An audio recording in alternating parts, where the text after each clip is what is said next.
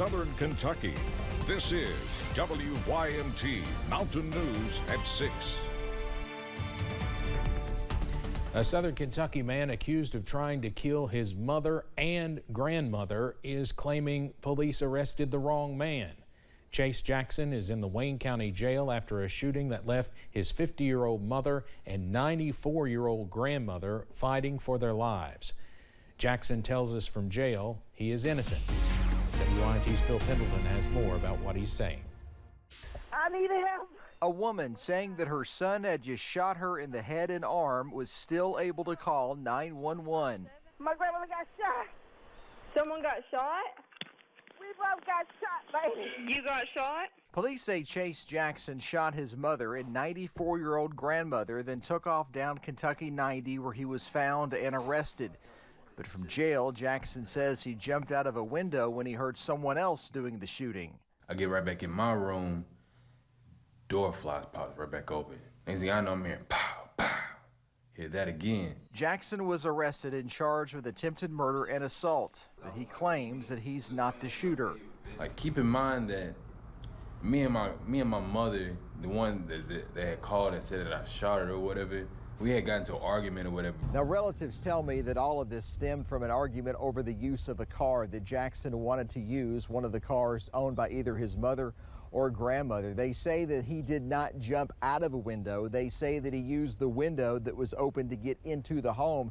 And they also say that his mother and grandmother have stood by his side, helping him numerous times, especially when he's gotten in trouble with the law. I hop in the police cruiser. 3 years ago, Jackson stole a police car and he was chased from Monticello to Lexington. Yeah, I'm talking about I had like 15 cop cars, 7 state troopers, 3 choppers on me. Yeah, it was crazy. He pleaded guilty and was sentenced to 5 years, but was released for time served. In Wayne County, Phil Pendleton, WYMT Mountain News. Both Audrey Jackson and Savannah Brock are at UK Hospital. At last check, they were still in critical condition. Letcher County Sheriff Mickey Steins is set to be arraigned later this week. Steins is charged with murder. His arraignment is set for 11 a.m. on Wednesday. Steins is accused of shooting and killing Letcher County District Judge Kevin Mullins at the courthouse last week. Mullins' funeral was yesterday in Jenkins. Now, some offices in the courthouse in downtown Whitesburg have reopened following last week's shooting. The offices were closed immediately following that shooting last week. The Letcher County clerk says they are limited in the services they can provide and said they cannot do out-of-state transfers or anything that would need an inspection. The court system will remain closed until next Monday, September 30th. A student in Floyd County was arrested after officials say they made implicit threats to other students at Betsy Lane Elementary School this morning. Floyd County Sheriff's deputies arrested the student and later determined that no one was in any imminent danger. The student is now charged with second-degree terroristic threatening. School district officials say they will continue to work closely with law enforcement during the investigation. In Laurel County, a man is facing charges after police say he struck a woman in the arm and face during a domestic dispute. The incident reportedly happened yesterday off South Stewart Road, roughly 10 miles from London. Sheriff's deputies were called out to a business parking lot after receiving a complaint. Police say Tony Adams began cursing at deputies and was not cooperative with investigators. He was taken to the Laurel County Correctional Center. Police are looking for a Pike County woman who went missing. Here's a picture of Trish Walters. Walters is said to have been missing since September 15th and was last seen with an unknown man.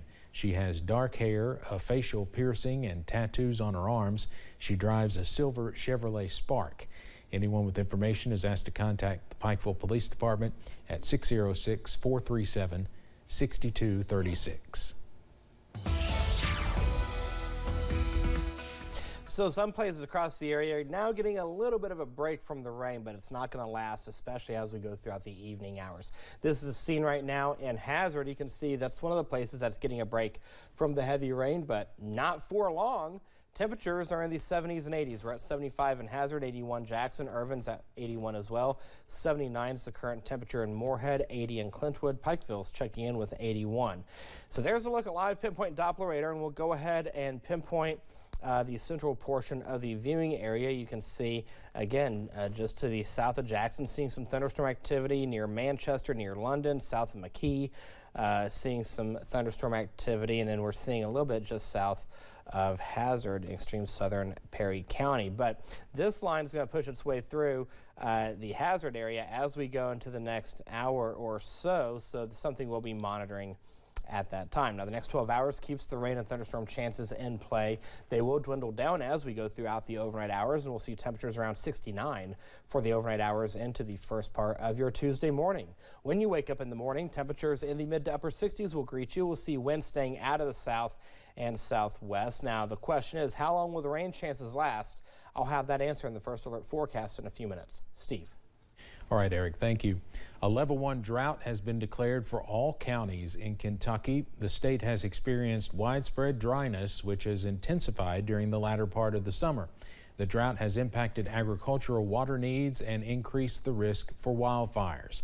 The fall forest fire season is set to begin next week. Now, as Eric's been talking about, the good news is we are getting some rain this week.